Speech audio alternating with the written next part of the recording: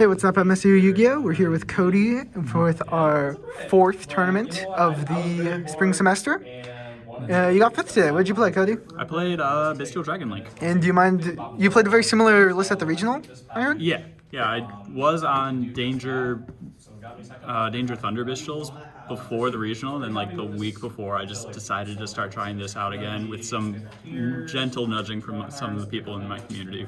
All right, and how'd you place there? I got my top, so I get my nationals invite. Very nice. Hell yeah. Very nice. All right, let's see the list. All right, well, starting with the Rockets, it's all very standard at this point. Boot sector launch, Apsa router.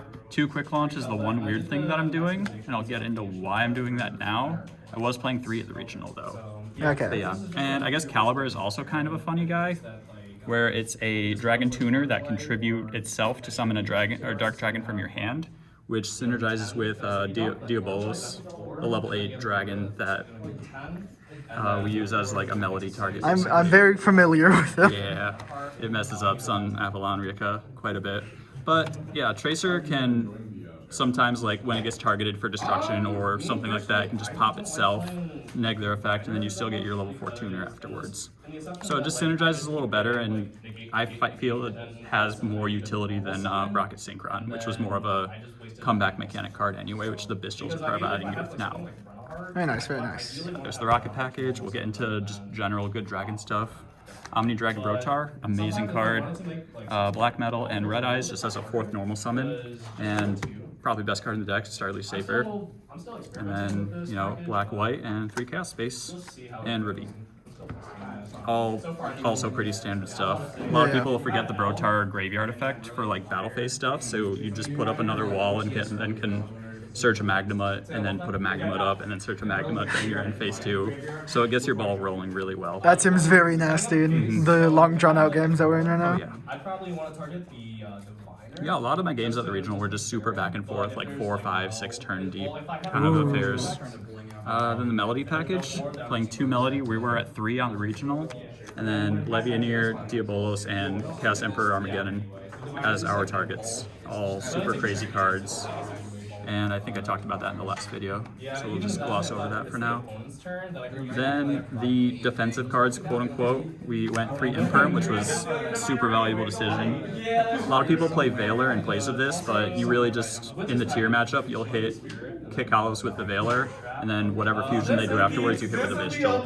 That's the main concern, is like Bystial plus this. You Bystial first, you can't confirm, but you just reverse the order. Makes sense, And makes then, sense. yeah. Then we maxed out completely on the Bystials. 3, 3, 3, all the way down, along with 3 Rebellion and Beast and Radiant. That's gorgeous. The whole engine is super good. It really just makes this deck breathe. And then what we did after the regional was include 3 Nibiru, the Primal Being. Something that was coming up a lot is issues to shufflers and opposing Bystials will often hit your light monsters out of your graveyard, so then you can't play things like Black Dragon Flap Serpent, or you can't go into CD, or you can't pop things with Levianeer. So just having a few more light targets really helps you actually go off and continue your combos. And what I tried today was Veilers, along with Link Rebo in the extra, just to make sure that you could put a light monster in graveyard, but it just never came up. And I feel like Nibiru is just more of a blowout hand trap. So was it Nibs instead of Veilers? Or Veilers instead of Nibs today? Or is I tried Veilers today. Or is it Veilers and Nib? Just Nib or Veiler, basically. Your choices are like these 2 or Gamma, which I still have in the side deck. Makes sense, makes sense. Yep. And that's the main deck, 45 cards. A very nice number. Surely people won't get upset at that. Just a little bit. So Link Rebo, then going into the extra deck, of course. Yep. All the standard dragon stuff. Striker, Pisky, Romulus, Seals. This doesn't need explanation at this point.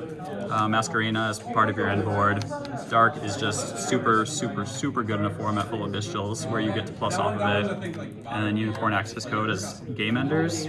Access Code at the regional was still the Topologic Zeraboros, which did come up like 1 time.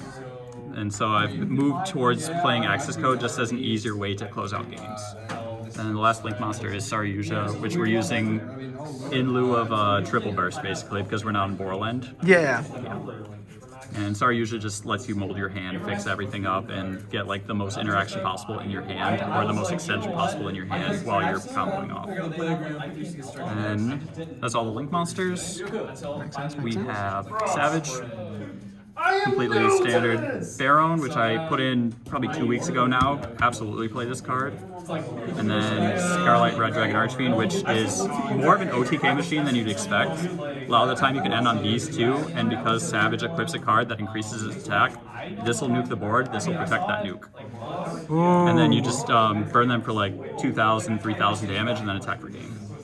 So it's very potent combo, and Caliber is another part of what enables this, since you have those 2 different level 4 tuners at that point. And then the Xyz, a Tomb, and Hope Harbinger, which we're making less and less of Hope Harbinger, so that might be the next cut. What do you think you'd play in lieu of it? I've really been thinking about playing Borland, honestly, or even Triple Burst, just to give more flexibility to your setups, because a lot of the time you'll go through your Striker Dragon to make Romulus, and then you'll be able to make Pisty and then another body, but you won't be able to climb into Saryuja while maintaining Pisty. So that would be the one thing, basically, is you give up making Triple Burst so that you can go into Seals and still get your Pisty summon. Or you can play 2 Heretic Seal as well. Because something else that's come up is if you get 2 special summons and they blank one of your Bystials,